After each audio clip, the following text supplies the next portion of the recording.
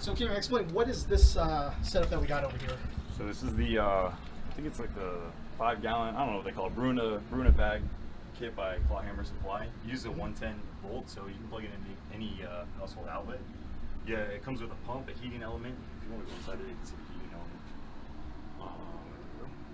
Yeah, so we're gonna go ahead and get our mash going here with our Frankenstein kind of beer. So what kind of grains are we going to put in this one? So we have, the grain bill is going to be 10 pounds of two-row, 1 pound of Mare's Otter, 1 pound of Golden Promise.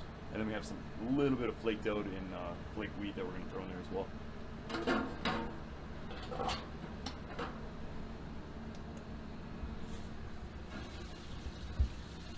Why don't you explain this? What is so what's going on with this spray over here? So here, if you want to come over here, you can see the pump. So we have the water right now cycling through here, through the pump, and coming back out through the lid. So that way when we're mashing, when we have our grains in there, it just kind of keeps everything circulated, and we get as much of that sugar out as we can. So right now I'm just setting it up, just want to make sure it all works before we get going. And then over here, I didn't describe this. So you can set your temperatures. There's a temperature probe that goes into the side of the kettle. You set your desired temp, so we're gonna mash at 155, and this is the current temp in there. So once it gets to the 155, it's gonna shut the heating element off, and then that way throughout our whole mash, it'll turn on if it needs to, or it'll turn off just to keep it at that 155 temperature for the hour that we're gonna let it mash for. Cool. So okay, man, what exactly we have here again? So all right, so the purpose of this beer was basically I had a bunch of leftover hops and a little bit of grain that we were gonna use, or malt. So I just went to the homebrew store today and just I didn't have enough to make a full batch, so I just kind of got our base that we're going to use here. So this, in here we have the 10 pounds of two-row and 1 pound of Mare's Otter, 1 pound of Golden Promise. And then the extra stuff that I have here, 7.7 ounces of flaked oats, 7.6 ounces flaked wheat, and then just, I didn't even weigh these out because it's not much of just more Golden Promise, Mare's Otter, and two-row. So I'm just going to throw those in without really measuring it.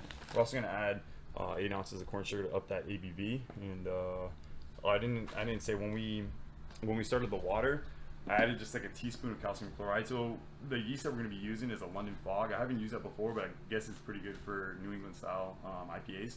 So we're going to have a little bit of haze from the flaked wheat and the flaked oat. Not much. I mean, 15 ounces total for a 5-gallon batch isn't going to be much, but there should be a little bit of a haze in there, which should be nice, and hopefully the yeast will contribute to that as well. So with the 8 ounce of corn sugar, what's the what's the expected like bump in ABV that we get? I have no idea. That's just kind of added to that whole Frankenstein beer of just experimental, throwing stuff together.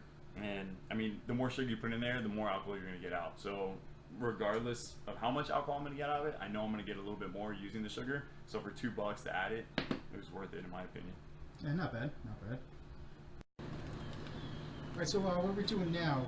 So these are the leftover hops that I had from the previous brews. So we're just going to kind of use them up at 30 minutes, 15 minutes in flame out. I'm going to use the hops that have higher alpha acids earlier in the boil, and then towards the end, that's when I'm going to use the lower alpha acids. So I'm just kind of weighing them out, just in case the beer ends up becoming good, just so we know in the future how to recreate it or what we can do to make it better. All right, so then the featured hops that we're using, what was that, lemon drop, and then we got over here? Oh yeah, okay, so we have Cascade, Lemon Drop, 2 Centennials, these are all already open, partial, Citra and Azaka. And I have, for dry hopping, we're gonna use 1 ounce Mosaic, 1 ounce Columbus, 1 ounce Columbus, Mosaic, and I think Cascade maybe? I can't remember what the other one is, but we'll find that later and show you.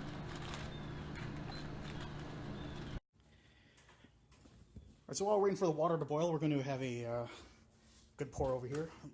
This is from our last brew, right? Yeah, so the last time we brewed, first time brewing on this system that we're using today, we brewed this. I went to Europe for like 2 weeks, and I came back and it lost a lot of flavor. All the dry hopping flavor totally gone. The other one that we're going to drink today, we brewed this probably a little over a month ago, maybe even longer. And that one's awesome. I don't even remember the recipe for that one, so I don't even think we can recreate it. So that's kind of like a learning lesson just to make sure that you keep track of, you know, what you brew in case you like it. You're gonna want to brew it again, and here we don't even know what it is. So, So what exactly? I mean, these are all IPAs, but do you remember like what kind or? This one I think was almost like a single hop, single malt kind of beer, and I only carved it for like 3 days, and I think the carbonation came out pretty good. But like I said, this one lacks a lot of flavor. I mean, it's drinkable, but you really don't get like that hoppy bitterness that you should in an IPA. A beer that you could probably drink, you know, almost like a session in IPA. I guess. I think they wouldn't even really call us an IPA though. It doesn't. There's just no hops to it. I don't know. It's weird. It's a Bud Light. Homebrew Bud Light right there. All right, so right now we're at 150. I know you can't see it because of the refresh, but yeah, 150, 151, upwards of 155. So we're about ready to mash, huh? Yeah, I'm just gonna circulate the water just to make sure it's like an even temperature, because the temperature probes all the way down to the bottom. So I just got the spray going. Just gonna kind of cycle it for the last 5 degrees, and then we'll add our grains to it.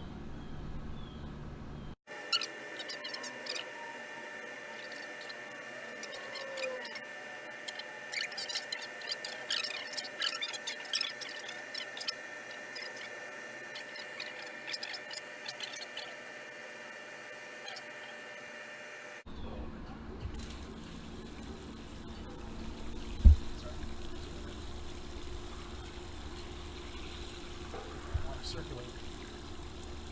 All right, 1 hour. All right, so right now, so what we're doing right now, we're about to pull out the grains out, eh? Yeah, could you grab the metal clips? Yeah, so we're gonna need to put these clips on the sides of the pot, so we could drain out the grains. You hold on real quick. So it goes this way, right? Yeah. All right, put one over here. Oops. Go on this side. And then one over here. Whoops. There you go. Even enough or? Yeah, it'd be good. All right, cool. So now we got that drain.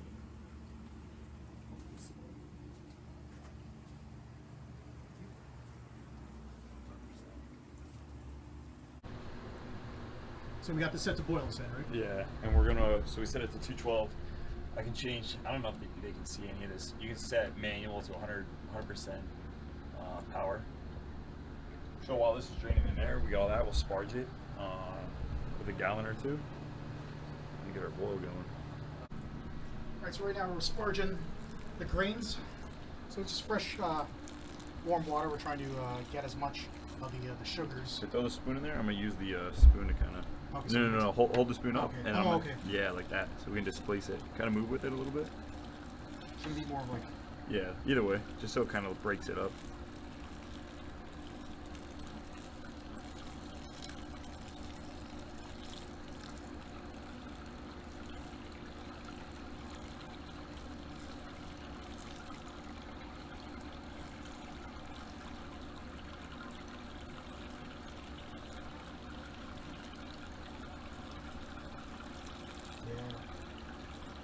Be as efficient as we can with our sugars.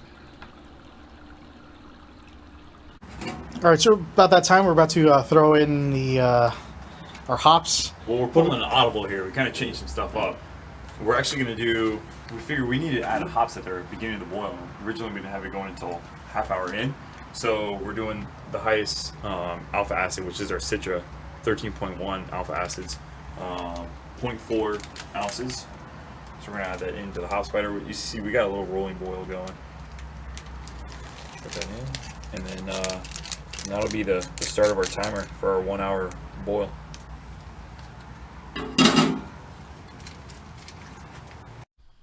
Right, so what are we doing now? We got our yeast starter here, some sanitized skizzers. All right, so we're gonna dump this, make a yeast starter.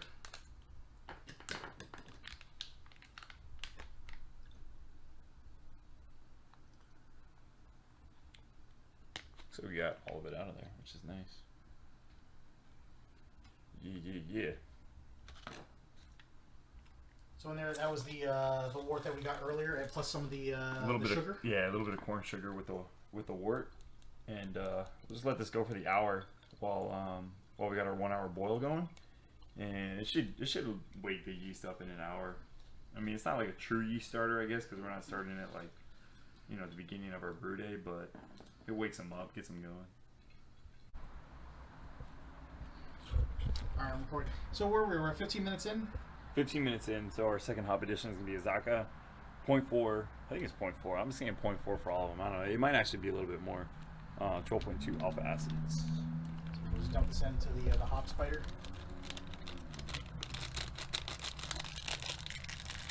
All right, there we go. All right, so we're dropping our 4th batch of hops. Right? No, third. Third, okay. Centennial. So we had 2 different Centennial editions. This is the 30-minute Centennial edition. 9.9 alpha acids. Again, I'm sticking with the 0.4 ounces because I don't remember. We're just gonna cycle some of that hot wort, that boiling wort, through our plate chiller. Okay, so this is the plate chiller, right? Yeah. So the last 10-15 minutes, we're gonna cycle it through here. So what exactly does plate chiller do? Plate chiller is just gonna bring cold water in through here. They're never gonna touch. It's kind of like alternating metal plates. So you're gonna have cold water come in, the hot wort come in, and then the cold water is gonna become hot. It's gonna go out this end, but then the hot wort coming in is gonna become cool, and it's gonna cycle back into the kettle, and hopefully we can cool it down quickly. So essentially, it's like a radiator. Radiator? Yeah, I guess you could look at it like that. Yeah. Can you hold this though? Just make sure that doesn't fall. Kind of get this in the way. I got it.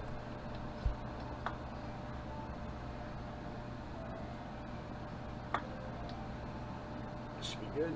Alright, we can throw this back on top.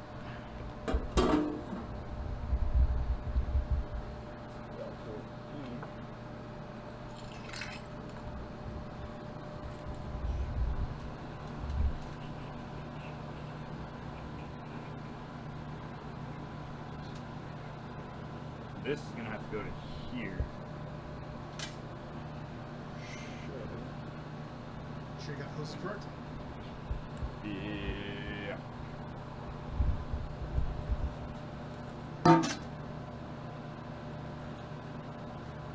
So that's going to be supposed to be input, no? Yeah.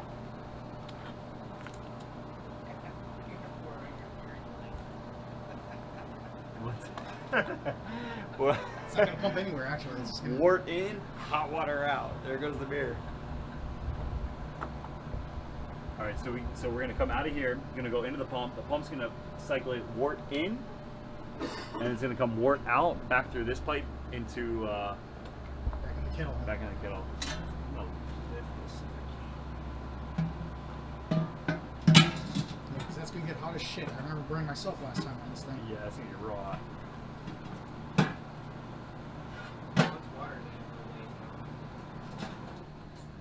So hopefully we don't have any leaks. I'm gonna test it right now, and we shall see.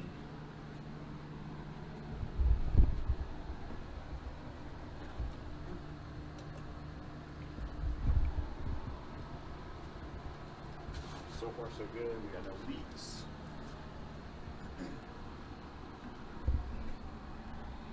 So here we go, we got our wort going back in there. So we're gonna cycle it through here. The hot water's gonna heat that up, sterilize it. And then back into here. Continue cycle. Yeah, so right now the wort's just going through that flow. So that thing's going to get hot as hell. Oh yeah. We got no cool water running through No it. cool This water is just right to now. sterilize the... Yeah. Okay. Alright. 4th hops edition. So we got 15 minutes left. We're giving our second Centennial. 9.9 alpha acids. Into the spider. What I'm going to do is this wort that we have cycling through, I'm going to run that through the spider to kind of get some of those acids in. The spider is going to kind of prohibit some of those oils, those hop oils, from getting out into the wort. So we're going to kind of help that along. The last flame out hop addition is going to be lemon drop and cascade. So both pretty low alpha acids. So flame out. Not technically flame out because we kind of lost our boil there, circulating the wort. So yeah, we'll add that now. All right, so dropping in the last of the hops. So even though this is supposed to be the flame out, I think I'm just gonna wait till this kind of gets to a boil again, and then run it a little bit, and then we'll start cooling. So I was saying earlier, the plate chiller is supposed to be able to drop the heat real quick. It's here. That thing's going down pretty quick. Almost like a degree every couple of seconds. Look at that.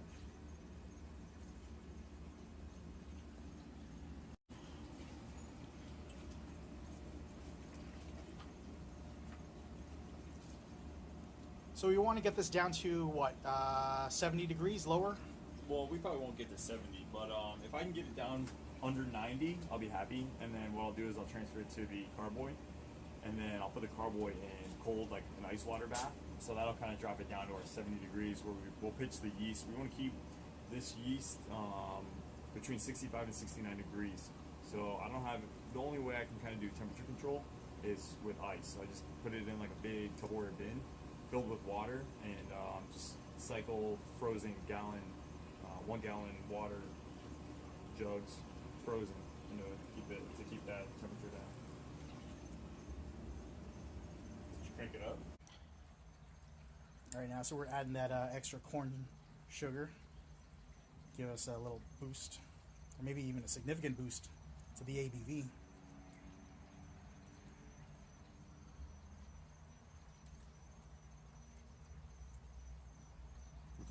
I think by adding it late like this, we're good, that we're not going to get any kind of like burnt sugar flavors to it.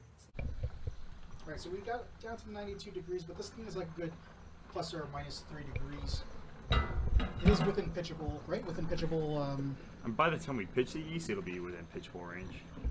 Which is what, like anything under 90 should be under good. 90. Yeah, because we'll cool it in the ice bath anyway, so it'll yeah, it'll be all right. So right now we're just putting it right into the fermenter. You notice the bubbles over there. That's we're using Star Sand sanitizer, which is what do you say is it's fine. Like it's potable. It's not been, shouldn't be anything wrong with it. Yeah, all that foam is, yeah, you don't have to worry about that foam. Never had it give me an off flavor.